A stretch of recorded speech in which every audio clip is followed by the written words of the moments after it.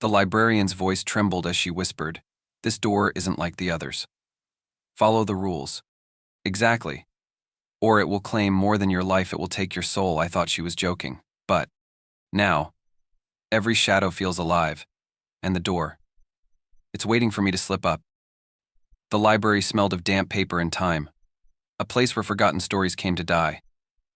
Found comfort in that silence. After a week of constant chaos at work, I needed somewhere to escape. This place, tucked at the end of a shadowy street, felt perfect. Until I saw the door. It was in a corner I hadn't noticed before, hidden behind leaning shelves of books that looked like they hadn't been touched in years. Unlike the plain wooden doors leading to the staff areas, this one was wrong. Its surface shimmered faintly under the dim light, and strange symbols twisted across it like living vines. A coldness seeped into the air around it, as if the door itself was breathing. I felt a pull, like it wanted me to come closer. "Don't."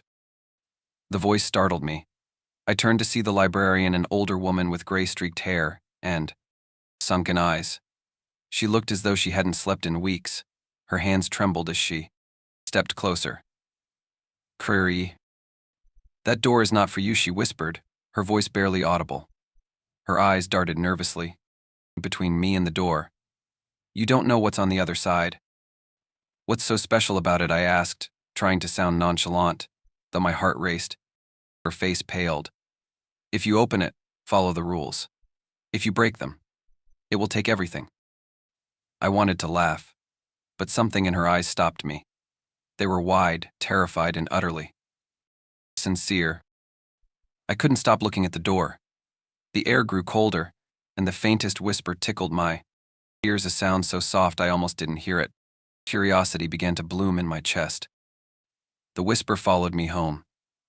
It was faint at first, like a distant breeze brushing past my ear.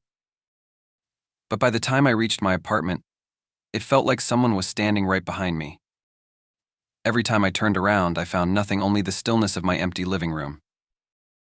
The next morning, I went back to the library, determined to prove to myself that it was all in my head. The librarian was waiting for me, her gaunt face paler than before.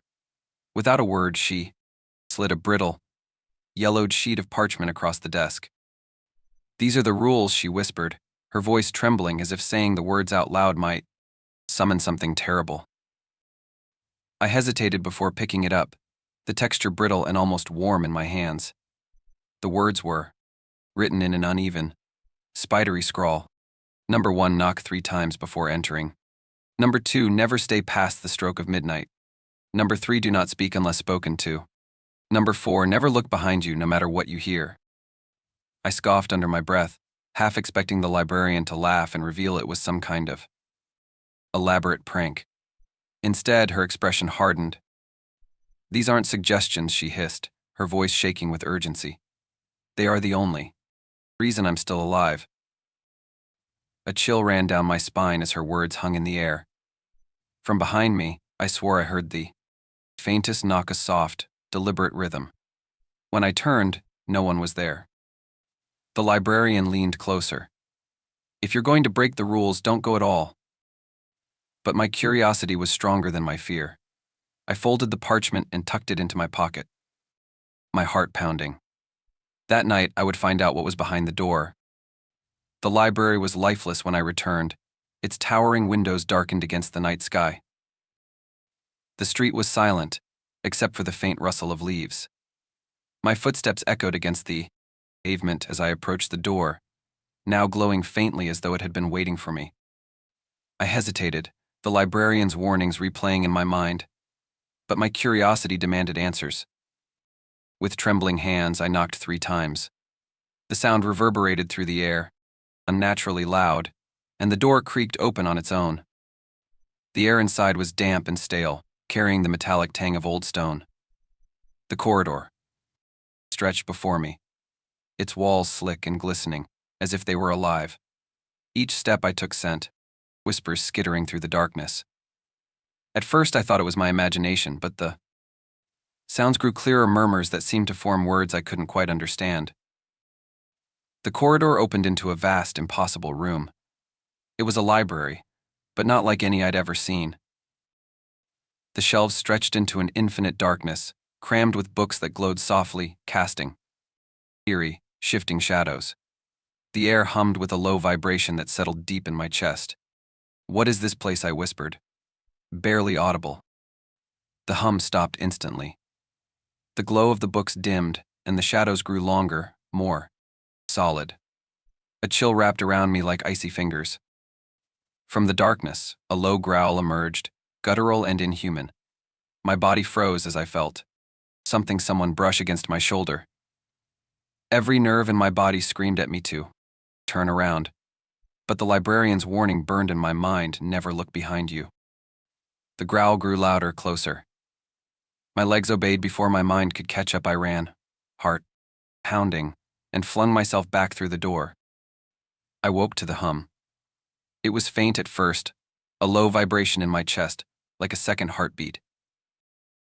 Noise grew louder as I sat up in bed, my eyes locking on the impossible. The door from the library was now in my hallway. Its carved surface seemed to ripple, the symbols shifting like restless shadows. The hum grew, insistent, demanding, and I realized with chilling certainty I had no choice. I approached, heart pounding, and knocked 3 times. The sound echoed unnaturally as though it were swallowed by an endless void.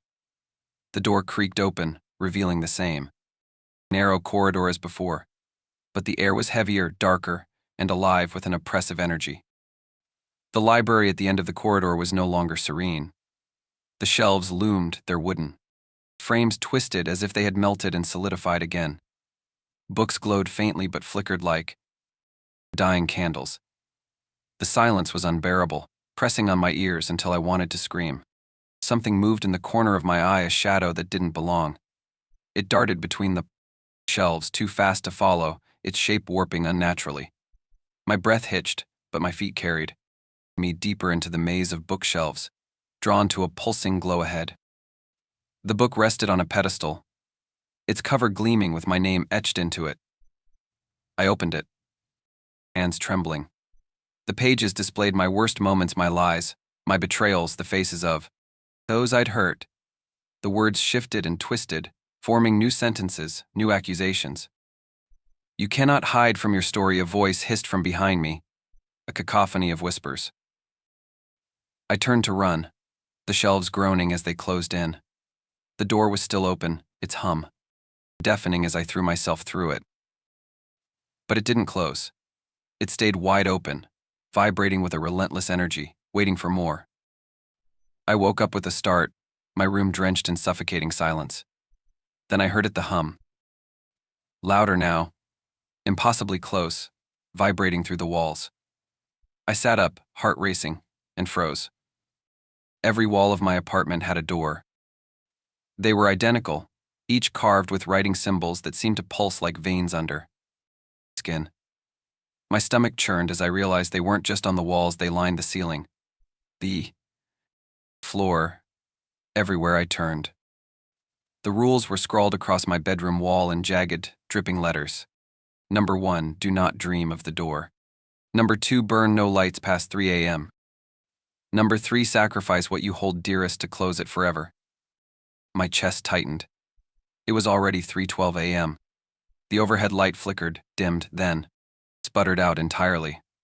The darkness pressed in like a living thing, and the hum grew deafening, drilling into my skull. I had no choice. One of the doors began to glow, brighter than the others. Its light pulsed like a heartbeat, beckoning me. My hands shook as I turned the knob. The library was unrecognizable. The shelves no longer stood upright, they swayed and bent, like trees in a storm. Books spilled their contents, pages scattering into the air and swirling in chaotic spirals. The glow was gone, replaced by an oppressive darkness that seemed to breathe. A shadow peeled itself from the ceiling, descending slowly. Its shape writhed, shifting between something human and something unspeakable. Faces, dozens of them, formed across its surface, mouths open in silent screams. Their eyes, hollow and endless, locked onto mine. "I warned you," it said. its voice a chorus of agonized whispers. A glowing book appeared in its outstretched hand. My name burned on the cover. "Burn it," the shadow commanded. "Your story ends, and so does the door." My throat tightened. If I destroyed the book, I would lose everything: my memories, my identity, my life. But the shadow loomed closer, its mouths twisting into grotesque smiles. I lit the match with shaking hands. The flame caught the book instantly, its glow consuming the pages in an unnatural blaze. The library erupted into chaos. The shelves collapsed, books igniting one by one. The shadows' form writhed and twisted, screaming as the flames devoured it. I was thrown backward, crashing through the door. Through the door. When I woke, the doors were gone. The hum was silenced, but so was everything else. I stood in my apartment, staring at the walls, knowing I had lost something irretrievable. My name. My past. Myself. I had won, but the victory tasted hollow. Then I noticed the faint, rhythmic knock coming from inside my closet. The train jerked to a halt in the middle of nowhere. Through the windows, I could see nothing but mist swirling around a black river. The doors hissed open, releasing a wave of cold air that seeped into my bones. The passenger stood by the doorway, his head tilted at an unnatural angle, water pooling around his feet. "You've taken my place," he rasped, his voice like gurgling water. His black, hollow eyes locked onto mine. "Now, you will stay." I tried to move, to run, but my legs wouldn't obey. The puddle around his feet began spreading. Again, reaching toward me. The water was thick and icy, and when it touched my shoes, it felt as though invisible hands had latched onto me. It pulled. No, I screamed, clawing at the seat to keep myself grounded. The passenger didn't move. He didn't need to. The water dragged me closer, inch by inch, until I was mere feet from the open door. Outside, the river churned, a void of endless, dark currents. "You belong here now," he whispered, his voice soft but absolute. I closed my eyes, my body trembling as I fought the pull. And then, it stopped. When I opened my eyes, the passenger was gone. The puddle had vanished. The train's lights flickered back to life, and the car looked normal again, empty and silent. Shaking, I stumbled toward the emergency exit, desperate for air. But as I reached the door, I caught my reflection in the window. My face was pale, bloated, my eyes black and hollow. Behind me, faint footsteps echoed, followed by the sound of dripping water. If you've ever taken the last train, think twice before looking at the other passengers. They might not be leaving the train, but you might not either. Are you sure the next train you take is just a ride home? Or is it something else entirely?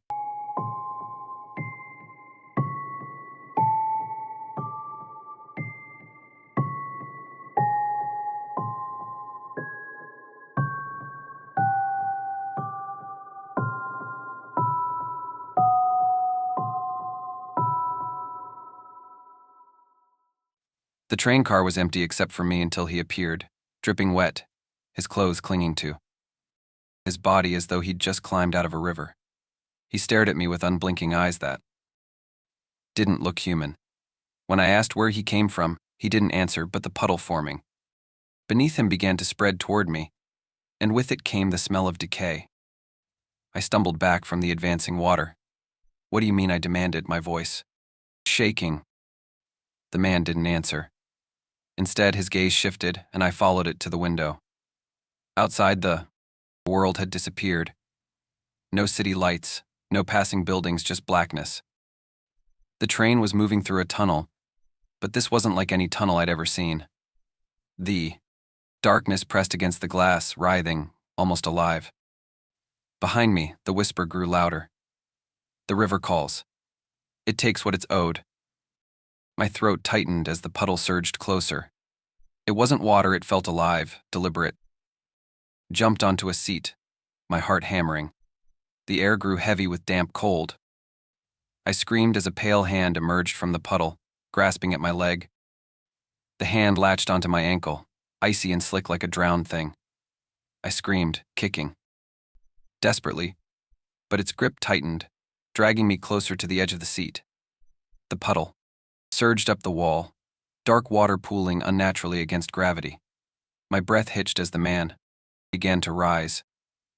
Water cascaded from his body, but his movements were impossibly fluid, as if he weren't bound by flesh or bone. His clothes clung tightly, torn and stained with mud, his face pallid and bloated, like something left in water for too long. Was the conductor, his voice gurgled, water spilling from his mouth with every word. They never stopped looking for me. Get away, I shrieked, pulling at my trapped leg. My fingers slipped on the moisture coating my skin, panic rising like bile. You don't belong here, he whispered. His head snapped toward the window, his glassy eyes widening. Outside, shapes began to emerge, shadowy figures walking on what looked like the surface of a roiling, black river. Their outlines flickered like dying flames, faces hollow and dripping. I glanced down, and my stomach churned. The puddle wasn't just water, it was a portal. Faces pressed against its surface, mouths open in soundless screams. The man stepped forward, pointing a trembling finger toward me. The river takes what it's owed. Suddenly, the train lurched violently, and I toppled onto the floor. The figures outside pressed against the windows now, smearing them with wet, skeletal hands. As I scrambled to my feet, I realized the puddle was spreading again. But this time, it wasn't just water, it was dragging something more. A scream tore from my throat as the puddle expanded, overtaking the car floor. Images flickered. In its depths, memories that weren't mine. The first was of the man, alive, smiling faintly as he took his place in the conductor's seat. His hands moved expertly over levers and gauges, the train rushing through a rain-soaked night. The scene shifted suddenly, violently, water crashing through the train car, drowning it in seconds. The man clawed at a door that wouldn't open, his mouth wide with terror as the river consumed him. The puddle trembled, the memory replaced by another. This time I saw a shadowy figure, its face obscured. It stood behind the conductor, whispering something into his ear as the train hurtled toward a bridge. The man's face contorted, his hands faltering on the controls, and then darkness. What is this? I stammered, backing away. The conductor's voice rasped behind me. They made me crash it. And now they make me bring others. I turned to see him pointing toward a nearby seat. A leather satchel sat there, soaked but intact. That's where it began, he said. That's where it ends. The puddle surged upward, cold and relentless. I grabbed the satchel without thinking, water streaming down my arms. As I opened it, paper spilled out, old, crumbling, and soaked in blood. One bore a name I recognized, the train company. Another had a signature I didn't. The train bucked again, harder this time. I stumbled back as the conductor whispered, "They won't let you leave alive." The lights flickered, and when they steadied, the train car wasn't empty anymore. Wet passengers filled every seat. Their lifeless eyes locked on me. 4-0. The wet passengers stared at me, their lifeless eyes wide and unblinking. Water dripped steadily from their clothes, pooling at their feet. The puddle now surged with unnatural force, the sound of rushing water filling the car. I clutched the satchel tightly, my breath shallow. Suddenly, the train jolted violently, and I was thrown against the nearest seat. A cold, slick hand brushed my shoulder as I scrambled upright, my pulse pounding in my ears.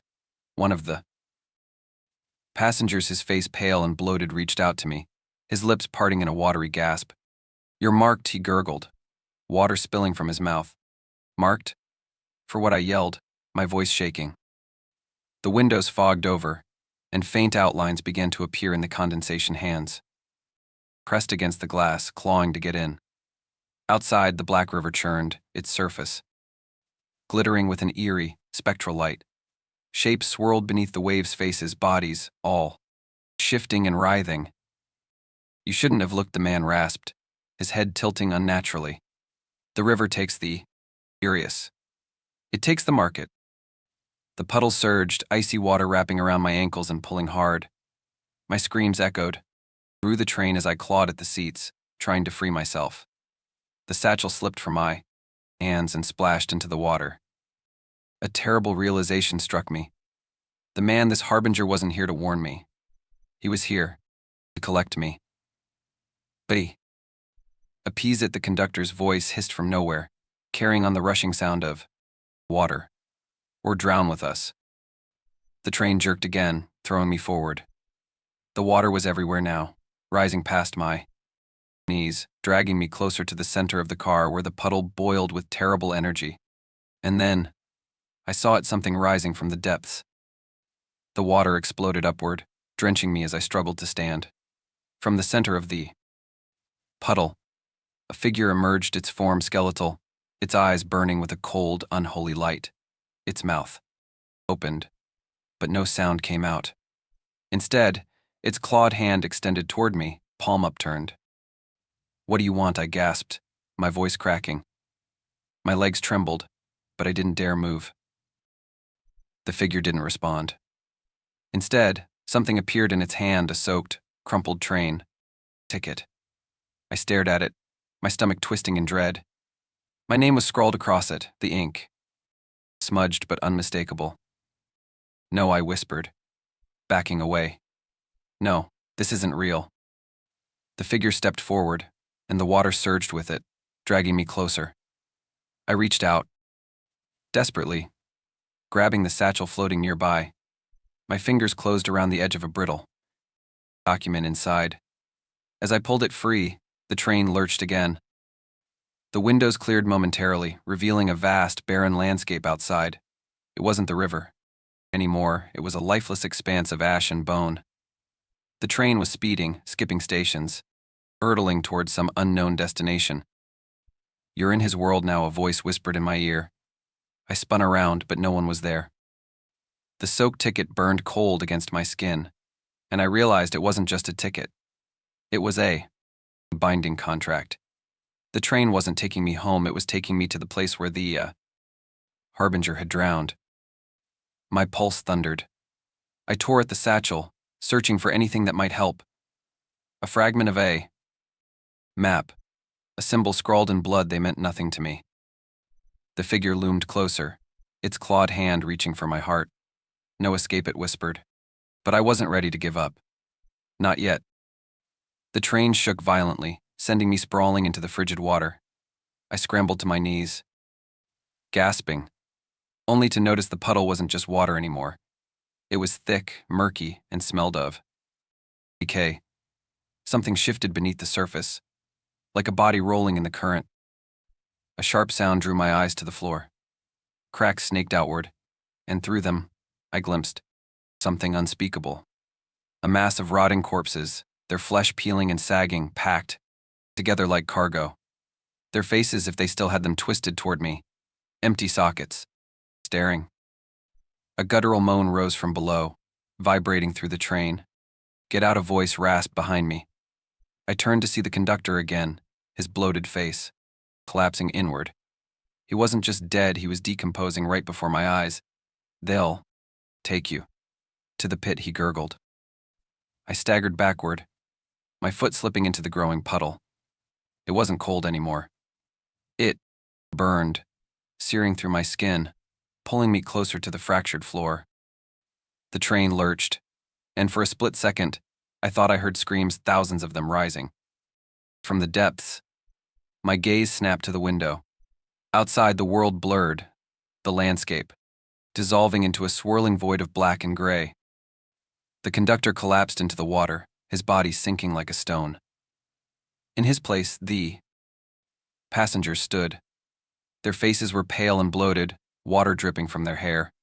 One by one, they turned toward me, their mouths parting to whisper in unison, "You will join us." "Courier." I jolted awake, gasping for air. The train was silent. My clothes were dry, and the puddle was gone. For a moment I thought it It had all been a nightmare. Then, I saw him. The dripping man stood at the far end of the car, staring at me with his unblinking eyes. His clothes clung to his bloated frame, water pooling beneath his feet. No, I whispered, backing against the wall. No, this can't be happening again. He tilted his head, and the puddle began to spread faster this time, the water black and swirling. With faces, I scrambled to my feet and ran for the door, yanking at the handle, but it wouldn't or budge. Help me, I screamed, banging on the glass. But there was no one to hear. The man whispered, his voice echoing like a ripple on the surface of water. The river remembers. The river takes. The train bucked and I was thrown to the floor. When I looked up, he was closer, his face more grotesque. His lips had begun to peel back, revealing jagged teeth beneath. This wasn't just a haunting. It was a punishment. The puddle surged toward me, faster than before, climbing my legs. I screamed as the burning started again, my skin bubbling where the water touched. This time I didn't just see bodies. I saw myself among them. No, I sobbed, clawing at the floor. Please no. The train shuddered, and everything went black. When I opened my eyes, the train was still. The man was back at the end of the car, dripping, wet, staring at me. And the loop began again. The train rocketed into darkness, the metal walls groaning as if under immense pressure. My body was frozen, the air too heavy to breathe. The puddle at my feet churned violently. No longer water, but a black, endless void that pulsed with the cries of the dead. The dripping man stepped forward, his wet hand outstretched. The living must choose, he rasped, his voice low and guttural. You have seen the truth. You carry the weight of their stories. Now. I don't understand, I screamed, clutching the seat for balance as the train swayed violently. The passengers rose in unison, their empty eyes locked on me, their mouths moving silently.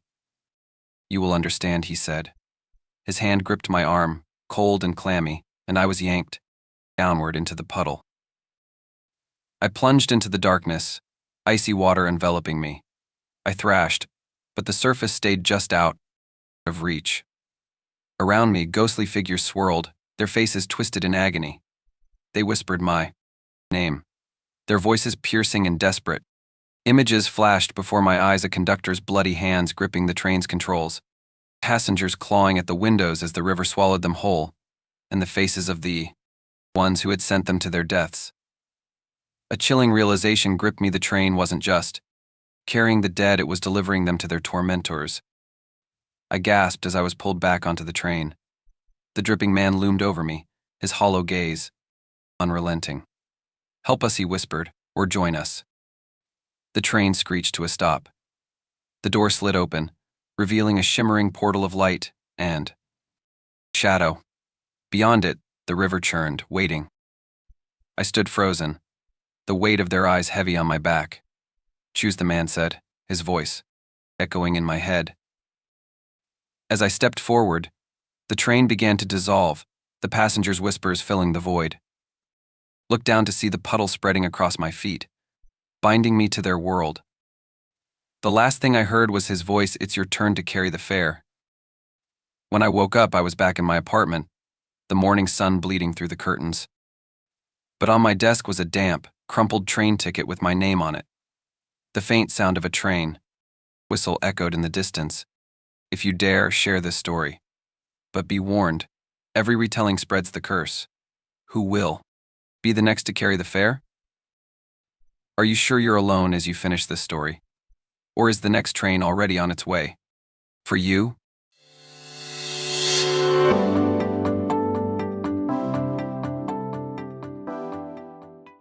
The air grew colder with every step I took, wrapping around me like icy tendrils. My breath came out in shaky clouds, but the silence pressed heavier than the chill. The rules were clear.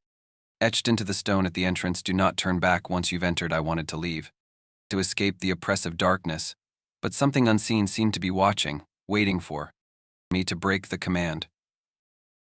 The cemetery seemed endless under the weight of the dark, moonless sky.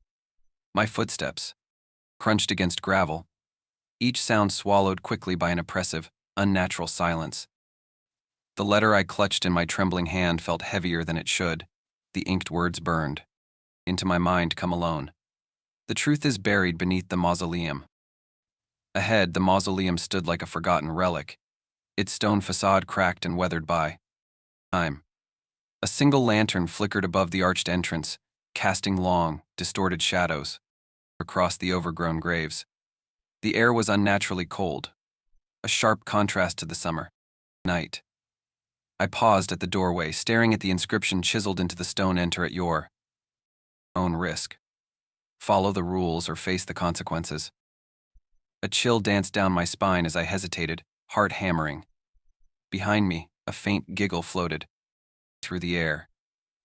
It was the sound of a child, distant and broken, like a warped recording. Whipping around, I scanned the cemetery, but it was empty, only tombstones and gnarled trees. Standing sentinel.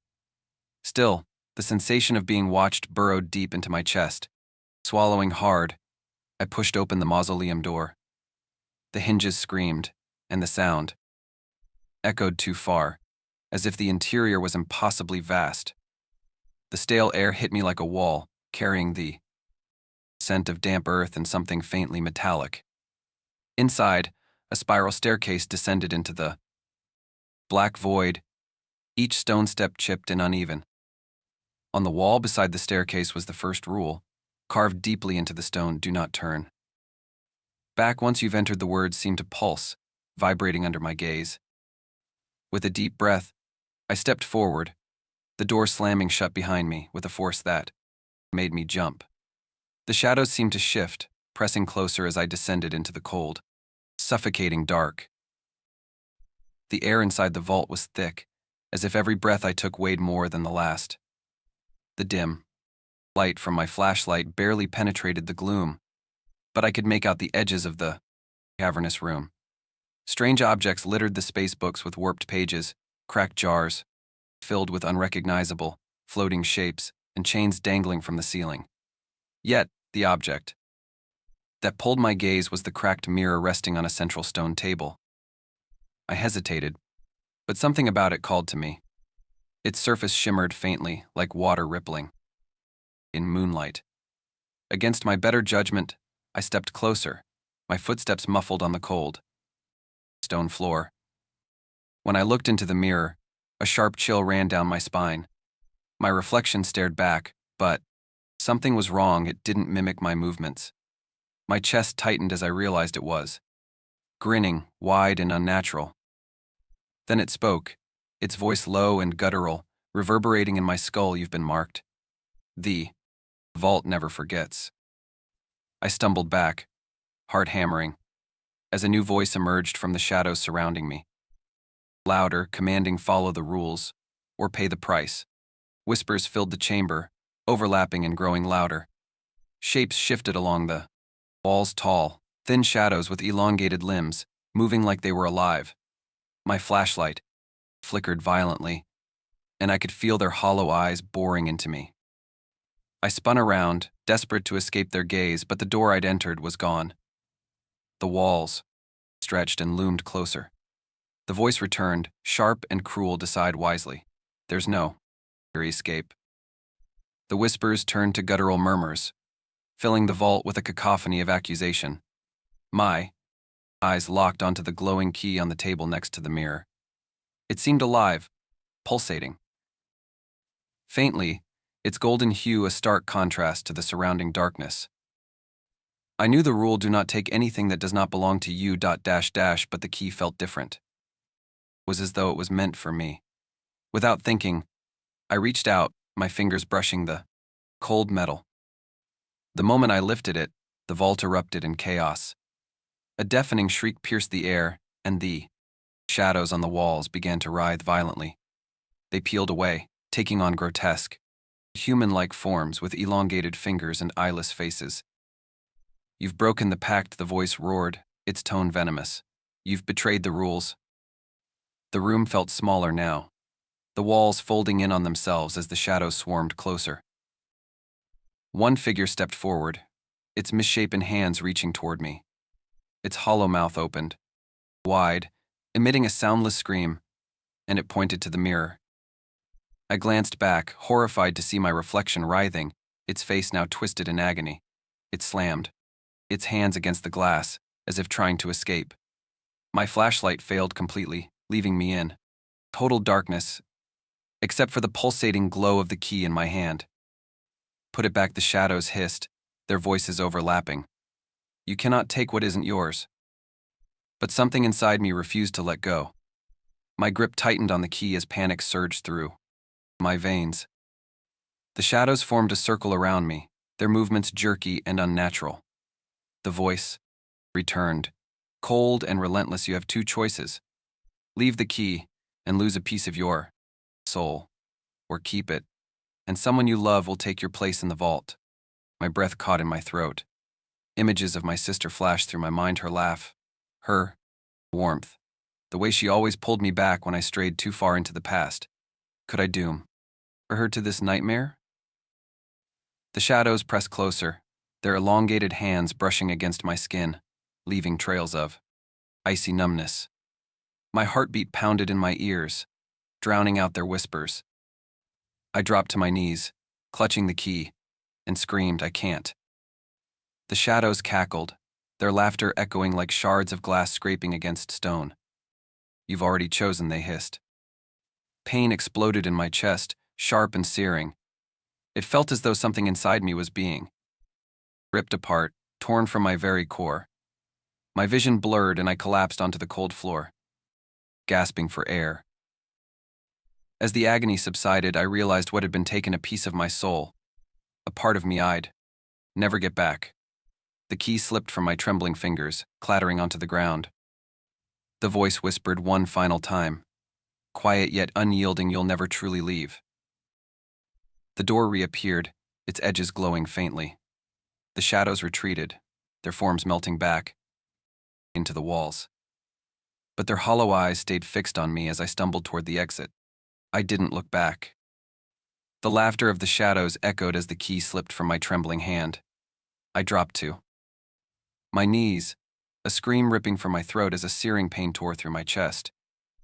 It was as if something vital, something deeply ingrained in who I was being wrenched away by invisible hands. My vision blurred with tears, but I caught a glimpse of the shadows retreating, their distorted forms pulsating with cruel satisfaction. You've paid the price, the voice hissed, cold and relentless, but you'll never be free. The vault shifted, the walls expanding and contracting like the lungs of some living thing. The floor trembled beneath me, and suddenly, the door I had entered reappeared in the distance, its edges glowing faintly. I stumbled to my feet, every nerve in my body screaming for me to run. My legs felt like lead, but I forced myself forward, the echo of my footsteps merging with faint whispers that grew louder the closer I got. Just as I reached the door, I glanced back, against every instinct screaming at me not to. The shadows had stopped moving, their hollow, eyeless faces all staring in unison. I thought I saw a figure among them, one that looked disturbingly like me. The door opened on its own, spilling the cold, damp air of the cemetery into the vault. I stumbled through, collapsing onto the overgrown grass outside. The mausoleum stood as it had before, silent and unassuming, as though it had never opened for me. But as I dragged myself away, I realized I could still feel the weight of the vault's presence, like a hand resting on my shoulder. At home, I tried to convince myself it was over. I locked the doors, drew the blinds, and refused to look at the mirror in my hallway.